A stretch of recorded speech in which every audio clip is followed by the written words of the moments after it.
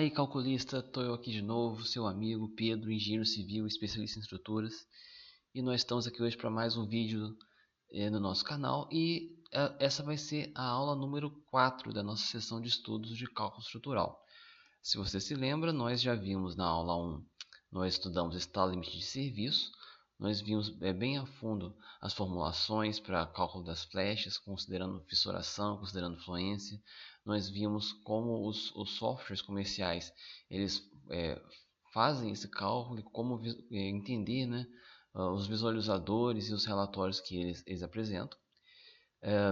E nós vimos também nessa aula 1 deslocamentos no pórtico, né, deslocamentos horizontais, que também faz parte da verificação de estado limite de serviço. Os deslocamentos horizontais devido à ação do vento, né? Nós vimos também um pouco sobre fissuração, né? Sobre o cálculo da abertura de fissura.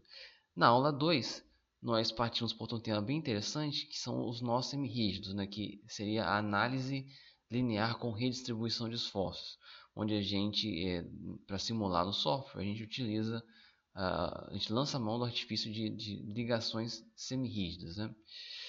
E nós vimos também, num vídeo um pouco mais aprofundado, nós vimos a parte de análise plástica, né? Que é quando a norma permite porque assim, para a ligação semi-rígida, nós temos limites de quanto a gente pode redistribuir do momento fletor, né? De acordo com a estrutura, se é uma estrutura de nós fixos ou se é uma estrutura de nós móveis, ou seja, se é uma estrutura com mais ou menos esforços de segunda ordem. Na análise plástica, a gente consegue ir além desses limites da análise linear com redistribuição. Ou seja, a gente consegue ir além dos limites do nosso semi-rígido. Okay? Então a gente consegue reduzir mais os momentos fletores, reduzir mais a flexão. Ok, e na aula 3 nós vimos um erro bastante chatinho que acontece muito no cálculo estrutural, que é o erro do CG de armadura muito alto, né? Que é quando o centro de gravidade da armadura da viga ou da laje está muito alto em relação à altura total desse elemento estrutural. E apesar de ser um erro comum, a gente viu nessa aula, na aula 3, que não necessariamente isso é um impeditivo para a gente prosseguir com o detalhamento da estrutura, né? A norma apenas fala que apresenta uma restrição com relação à forma como você vai calcular a armadura. Mas pode ser que se você calcule a armadura utilizando um método mais rigoroso, pode ser que o detalhamento final fique igual, que nem seja alterado devido a essa posição do CG da armadura, né? Muitas vezes, né, se ultrapassar pouco o limite, né, o limite de 10% da altura, se você ultrapassar pouco, né, se der 11, 12, 13%, pode ser até que passe sem alterar nada o detalhamento. Ok? E agora na aula 4 nós vamos ver também um tema bastante interessante, que é quando a gente tem um problema de pilar com mais ácido no lance da cobertura, né? Às vezes a gente tem, por exemplo, um prédio de 4 pavimentos, por exemplo, do primeiro, segundo, terceiro lance, está lá passando, por exemplo, uns 4 barras de 10 ou 6 barras de 10. Aí vem o lance da cobertura e pede 6 barras de 12,5. E aí, como é que você dorme com um barulho desse, né? Como é que você interpreta um resultado desse? Então, nesse vídeo nós vamos ver, nessa aula, nós vamos ver como isso acontece, por que isso acontece. E, assim, apesar de acontecer com mais frequência no lance da cobertura, ele pode acontecer também no meio do edifício, né? Enfim, vamos começar a aula de hoje vendo quais são as causas, né? Por que acontece de um pilar menos carregado apresentar uma taxa de aço mais alta, né? Então, por quê? O primeiro motivo e o principal motivo, e com certeza um motivo que você já escutou, é que o pilar ele não é dimensionado apenas para o esforço normal. Nós vamos ver mais na frente um caso bastante específico em que você vai entender um pulo do gato que eu estou querendo apresentar nessa aula. Mas por enquanto, vamos pensar aqui. O pilar não é dimensionado apenas ao esforço normal. Ele é dimensionado para 3 esforços. Na verdade, ele é dimensionado para 6, né? Tem o esforço axial, o esforço normal, que ele pode ser tanto de tração como de compressão. A gente tem momento fletor em relação a y, momento fletor em relação a x. Nós temos esforço de torção e nós temos cortante em duas direções. A princípio, o que vai governar aqui o dimensionamento da armadura longitudinal são os esforços o esforço axial e os esforços de flexão nas duas direções. ok? Esses são os principais esforços, é os que vão normalmente governar esse detalhamento aqui. O esforço de torção ele pode acabar até aumentando um pouquinho a armadura longitudinal, mas ele é um esforço muito pouco comum em pilares, ok? Então, isso daqui eu tirei de uma dissertação de mestrado muito boa do Alberto Manioto. Foi também de um material dele que eu tirei aquele programinha que a gente viu na aula 3 sobre CG da armadura muito alto, né? E aqui nós temos novamente esse autor trazendo um conteúdo bem interessante para a gente, dessa vez falando sobre o dimensionamento de pilares da flexão composta oblíqua. Ok, então continuando aqui, a gente vê que o nosso pilar, por ele estar solicitado ao esforço normal e ao esforço de flexão em duas direções, aqui a princípio nós vamos estar desprezando o efeito do cortante do torsor, porque eles interferem pouco ou nada na armadura longitudinal, né? Pela seção está solicitada a esforço normal e flexão em duas direções, a gente tem que definir, a gente tem que descobrir não apenas a profundidade da linha neutra, a gente tem também uma outra tarefa que é descobrir a inclinação da linha neutra. Ela não vai ficar mais aqui na horizontal, como a gente via nos casos de viga, né? Para pilar, ele vai estar em geral inclinado. Porque isso aqui é um trabalho muito difícil. E se você for tentar fazer um cálculo manual, provavelmente você vai desistir no meio do caminho, porque leva em consideração uma quantidade muito grande de cálculos, ok? Então, o pilar, a princípio, ele é dimensionado preponderantemente a esses três esforços. Outro motivo, a gente pode ter combinações de esforços, né, gerando alívio nas cargas do pilar do andar inferior. Então, às vezes, o andar inferior pode estar, na verdade, com menos esforço normal do que o andar superior. Vamos ver quando que isso é possível? Vamos dar uma olhada aqui nesse caso aqui do canto aqui. Aqui nós temos nesse andar, nesse pavimento aqui, nessa viga, nós temos um pilar nascendo no vão da viga, ao invés de nascer em cima do pilar do lance de baixo. Ele nasce aqui no vão da viga. E aqui nós vamos ter o que? Nós vamos ter essa viga, ela vai ter um vão pequeno seguido de um vão longo. E o vão longo, além da carga distribuída, que também aparece no vão pequeno, ele vai ter também uma carga concentrada equivalente à carga desses dois lances de pilar. Então, aqui eu tenho uma viga com vão curto e pouca carga e um vão longo e muita carga. Quando eu fizer o cálculo, a tendência vai ser o quê? De eu ter esforço de compressão nesse pilar, ter compressão nesse pilar, mas isso funcionar aqui com uma alavanca, né? Aqui tem um ponto de apoio, aqui a carga aplicada, e isso aqui vai ter um efeito de alavanca levantando, tentando tirar do chão essa prumada de pilar aqui. Ou seja, esse lance aqui de cima vai ter mais carga que o lance de baixo. Quer ver só a prova? Aliás, vamos ligar aqui o esforço axial. Dá uma olhada aqui, ó. Esforço axial no penúltimo lance, 98,1 kN. No antepenúltimo lance, 67,3 kN. Por que dessa diferença? Justamente porque nessa configuração que foi feita aqui, esse pilar com esse estão fazendo um efeito de alavanca, levantando, erguendo esse pilar aqui, fazendo com que o esforço axial nele reduza. Isso daqui é um caso que pode gerar esse problema de mais aço no andar de cima, justamente porque ele tem um esforço normal, um esforço de compressão maior, né? Seria um caso mais simples. Isso aqui a gente poderia tentar resolver alterando aqui a concepção estrutural, tentando evitar esse tipo de situação, esse tipo de alavancamento, ok? Então, continuando aqui, a gente tem também um outro caso. Na cobertura, os momentos fletores da viga são distribuídos apenas para um lance de pilar. O que isso quer dizer? Vamos olhar aqui essas duas figuras do lado. Aqui eu tenho uma estrutura carregada apenas no pavimento cobertura. E aqui uma estrutura carregada apenas no penúltimo pavimento. Vamos ver aqui os diagramas de momento fletor. Nesse primeiro caso aqui, a gente tinha o carregamento só na cobertura. A gente vê aqui que o momento fletor da viga ele é distribuído apenas para um lance de pilar. Enquanto que aqui, quando a gente tinha o esforço vertical, o carregamento apenas no penúltimo vão, certo? O esforço de flexão aqui da viga no apoio, ele foi até maior. Só que ele se distribuiu em dois lances de pilar. Então esse 13.6 aqui se dividiu em 7 para um lance e 6.6 para o outro. Já aqui, ó, o 10.1, que é o momento fletor que estava chegando no pilar, foi distribuído todo para o pilar. Na prática, quando a gente colocar carga nos dois, ou colocar carga em todos os pavimentos, vai ficar algo igual isso aqui.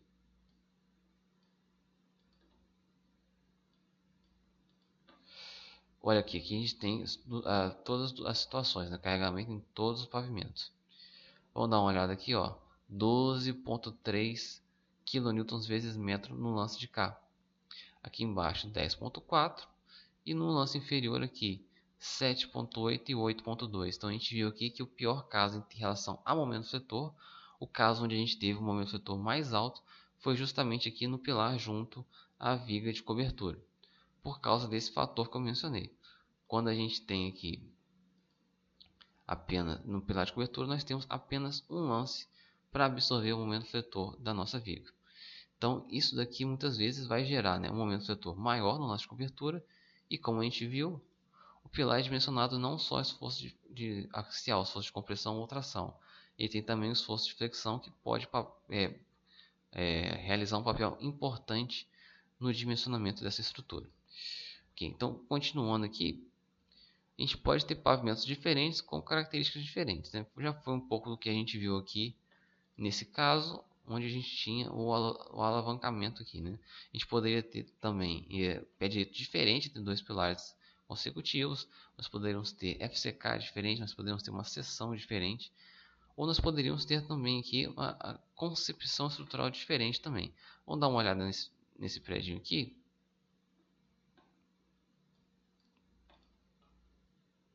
Vejam só.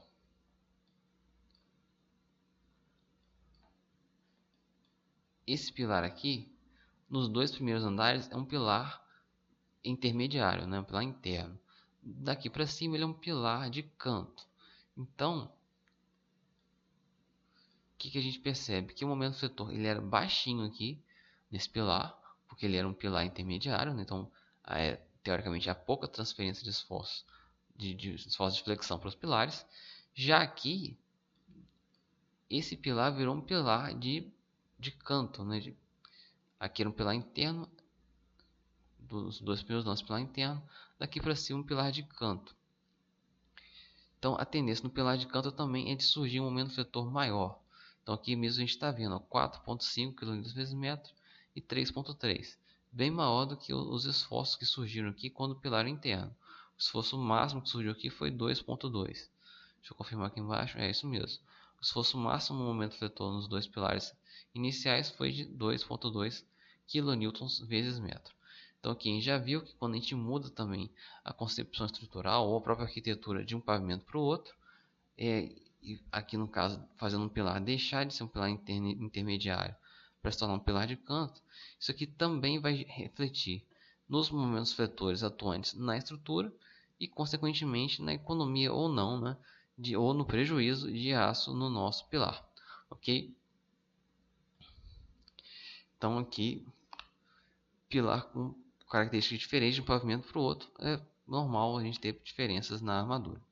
E por fim, a gente tem que uma redução no esforço normal pode vir a reduzir a resistência do pilar à flexão. Hein? É isso mesmo que você leu aqui. Ó. Aqui também, citando com fonte aqui o Ismanioto, a gente tem um conceito que é chamado de diagrama de interação. O que seria isso? A gente, a princípio, definiria um determinado valor para o esforço normal de cálculo no nosso pilar, né? Então eu defini aqui esse determinado valor aqui que eu arbitrei, né? Eu não tenho um valor específico. Para esse determinado valor de esforço normal, a gente tem várias possibilidades aqui, vários pares possíveis de momento fletor que essa seção suporta.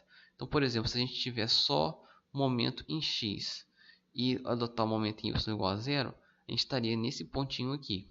E do lado de cá, se a gente tiver o momento em y real, atuante, né?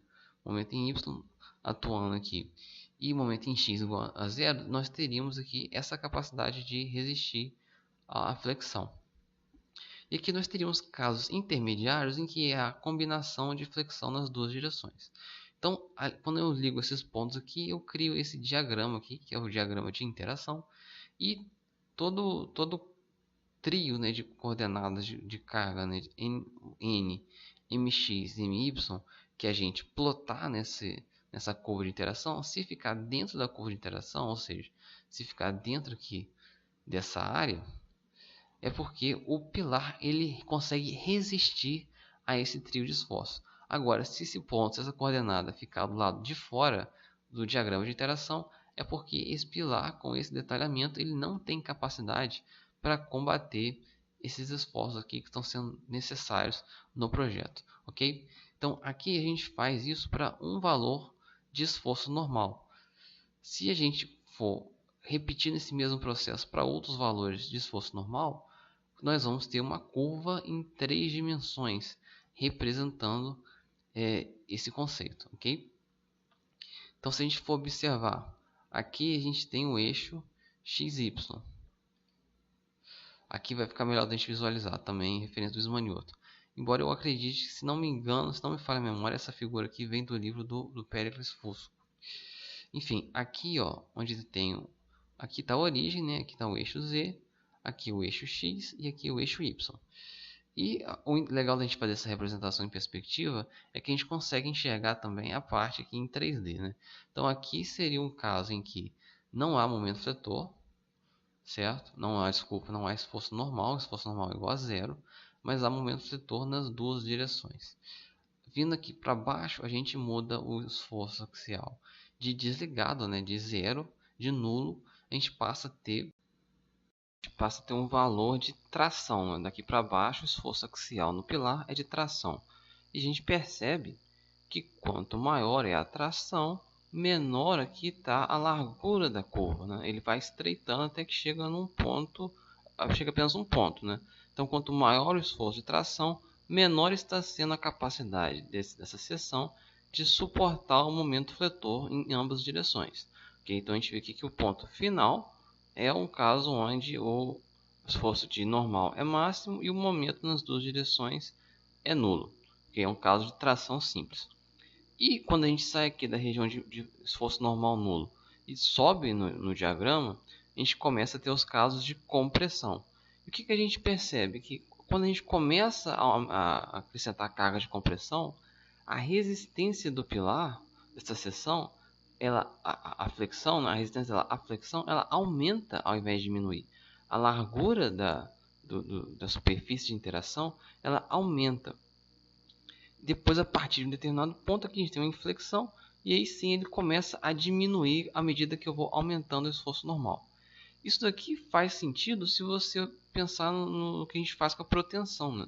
Na proteção a gente aplica cargas de compressão na nossa seção de uma viga, por exemplo, e esse esforço de compressão ele vai vir a aliviar ou até anular os esforços de tração na seção, ok? E vai aumentar a compressão na região, né? E aumentar a área comprimida e aumentar a compressão que estiver ocorrendo na área comprimida. Só que o que a gente mais tem, por exemplo, uma viga de concreto armado, é concreto na região tracionada ali só de peso, né? O que normalmente a gente mais tem. Então, quando a gente começa a tirar a tração e colocar a compressão, a área de concreto disponível que mais tem ali para ajudar a combater esses esforços de compressão.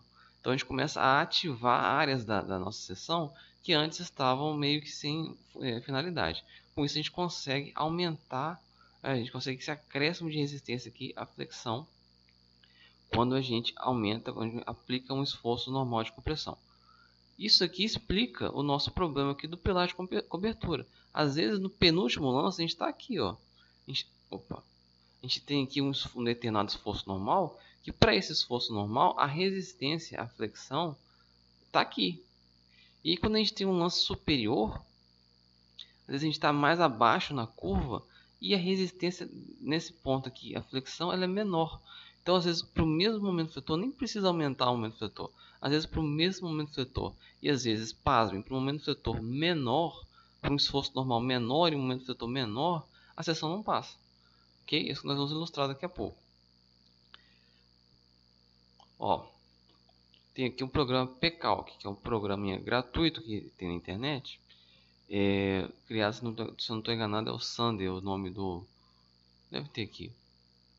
Aqui, ó, Sander David Cardoso, é o criador do programa. E ele serve para a gente fazer o cálculo de pilares a flexão oblíqua composta, né? Então a gente vai ter esforço normal e esforço de flexão em duas direções. Então aqui eu preparei um exemplo que a gente tem, ó, seção de 20 por 30. A gente tem FCK de 20 MPa, aço CA 50. A gente tem aqui 6 barras de 12 mm, 6 barras de 12 mm, 12,5 na verdade, né? E a gente tem essas duas combinações aqui. Uma combinação que a gente tem 170 kN vezes metro, 170 kN de esforço axial de compressão e um esforço normal, um esforço de flexão aqui ao redor do eixo Y, aqui, ó, ao redor do eixo Y, ele está pegando a menor dimensão do pilar, né, de 22 kN vezes metro. E na segunda combinação, eu estou colocando aqui uma carga normal de compressão de 80 kN e um esforço de flexão de 19 kN vezes metro. Ou seja, na combinação 2, tanto o esforço normal quanto o esforço de flexão são menores do que no caso 1. Vamos ver o que acontece? Aqui eu vou mandar ele fazer o processamento. E olha só, para o caso 1, onde o esforço normal é maior e o momento fletor é maior, ele está passando. Está passando no limite, mas está passando com essa seção. E olha só, aqui eu diminuí o esforço normal e diminuí o momento fletor e não está passando mais. A gente vê aqui, ó, esse pontinho aqui representa essa coordenada aqui de esforço. Ele está pegando o lado de fora aqui do diagrama de interação para esse esforço normal. Enquanto que quando a gente pega aqui, para esse esforço normal de cá, o pontinho aqui está bem no limite. Ok? A gente pode ver, esse daqui seria um diagrama eu fixando o esforço normal no valor da combinação e plotando o diagrama em mx e my. Eu poderia fixar, por exemplo, aqui eu fixei o my para eu conseguir enxergar essa variação da curva vendo em relação a nd e a mx. Então repara aqui que quanto ao nd, no caso aqui no programa do pCalc, a tração é a parte positiva, aqui a parte de cima, né? Quando eu começo a colocar tração, quanto mais tração eu coloco, menor a resistência dessa seção ao momento fletor em X. E quando eu vou colocando compressão de 0 até 250 kN aproximadamente, eu só aumentei a resistência à flexão dessa peça. E a partir daí, à medida que eu coloco mais compressão, ele diminui a resistência.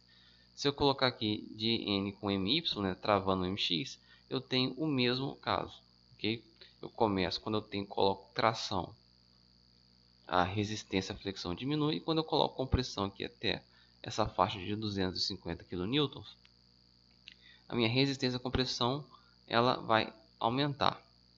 E a partir daqui ela vai diminuir. Vamos ver para a seção de baixo aqui como fica. Quando eu tenho um esforço normal de 112. Aqui, ó, 112, a gente repara na diferença aqui de resistência. Aqui está até pequena a diferença, né?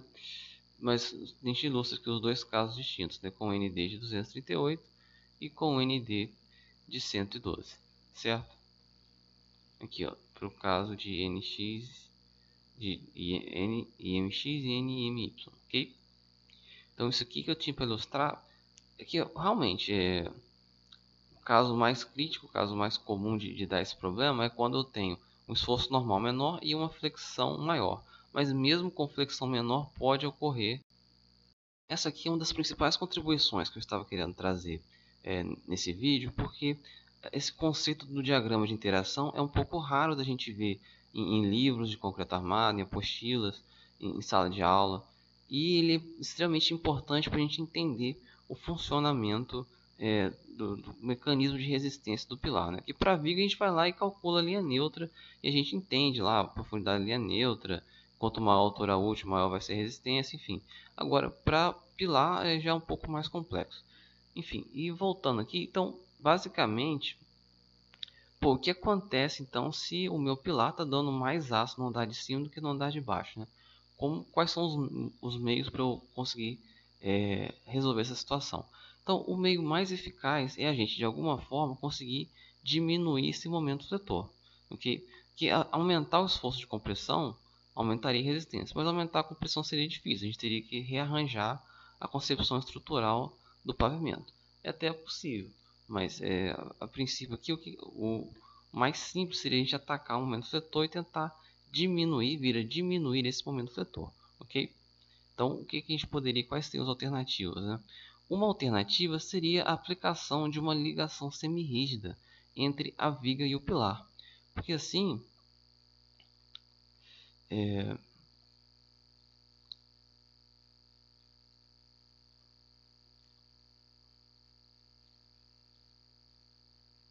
nós temos aqui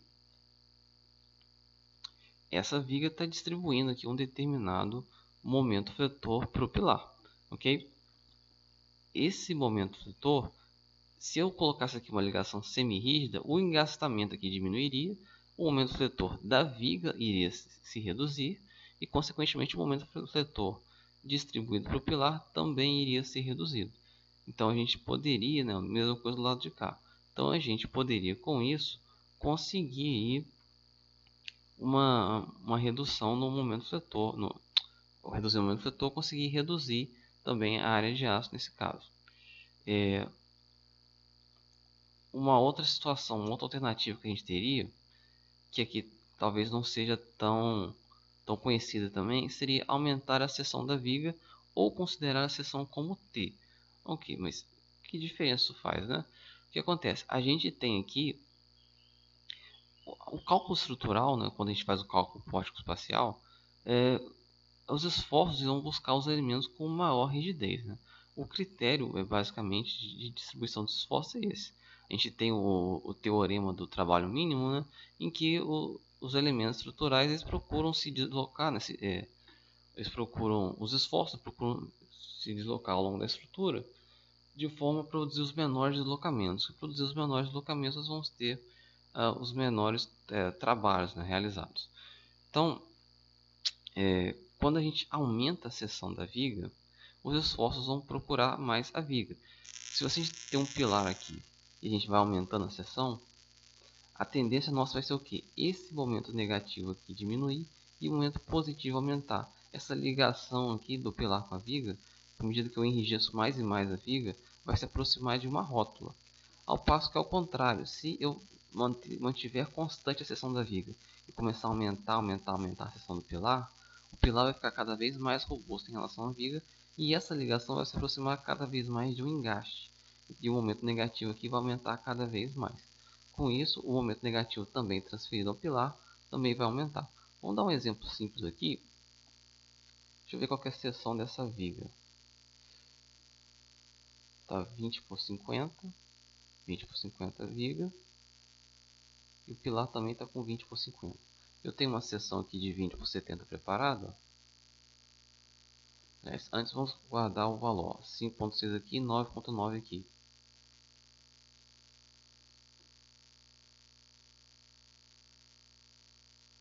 Ó, 4.7 aqui diminuiu de 5.6 para 4.7. Quase de 15 a 20% de redução. E aqui de 9.9 para 1.8. Aqui aproximadamente 17 a 18% de redução. Então a gente vê aqui que aumentando a seção da viga há esse tipo de redistribuição de esforço. Ao passo que se a gente fizesse o contrário, ó, vou voltar com a seção para 20 por 50. Vou botar os pilares aqui com 20 por 70. Olha, subiu de 5.6 para 8. Subiu de 9.9 para 11.8. Então aqui realmente ele subiu, aqui subiu praticamente a mesma coisa que tinha reduzido. E aqui subiu bastante também, de 5.6 para 8.0. Então a gente vê, e com isso ó, o momento fletor transferido para o pilar aumentou também. Ó. O momento fletor transferido para o pilar aumentou.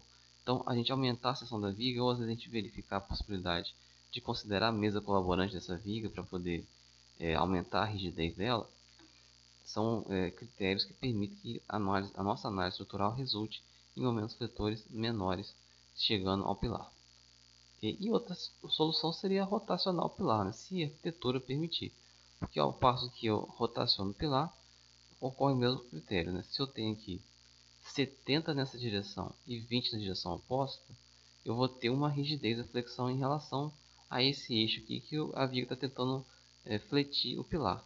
Se eu rotacionar e colocar 20 centímetros aqui e 70 centímetros na direção aqui perpendicular à tela, a rigidez da flexão desse pilar nessa direção que a viga está puxando vai diminuir bastante. E com isso a gente vai ter esse mesmo efeito que a gente teve aqui do aumento da viga, né? Isso aí é o efeito de diminuir a seção do pilar, na verdade, né? Então, isso aqui são 3 soluções para o caso de você ter esse problema de ter um pilar com mais armadura no lance superior do que no inferior. São 3 alternativas para a gente reduzir o momento fletor no pilar de cobertura. Então, lembrando que essa solução aqui e essa solução aqui, elas são particularmente efetivas quando o momento fletor que está chegando no pilar é devido às cargas verticais, né? Aqui, rotacionar o pilar, ele contribui tanto para o momento fletor gerado devido a cargas verticais quanto devido a cargas horizontais. Enfim, mas daqui tem um efeito mais observável, mais prático, mais impactante quando o momento fletor é causado por cargas horizontais ou verticais. Ok? Então, e aí, você tem mais alguma estratégia quando você quando você calcula um pilar e no lance da cobertura você tem, ou qualquer lance qualquer, você tem mais aço no lance superior do que no inferior? Compartilha com a gente aí abaixo no vídeo. Então, era isso que eu tinha por hoje. No próximo vídeo dessa aula, eu vou só mostrar alguns casos reais aqui em que o lance superior estava com mais aço e após a alteração de algum desses critérios aqui, a gente conseguiu reduzir a quantidade de aço necessário no pilar do lance de cima, né, no pilar do lance da cobertura. Se você quiser mais conteúdo avançado de engenharia estrutural como esse, você pode ir lá e curtir a minha página no Facebook, Academia Engenharia, e você pode também acessar alguns dos meus cursos na página acad.eng.br. Então, se você gostou do vídeo aí, dá um joinha, deixe seu comentário e eu te espero no próximo vídeo, ok? Obrigado e abraço.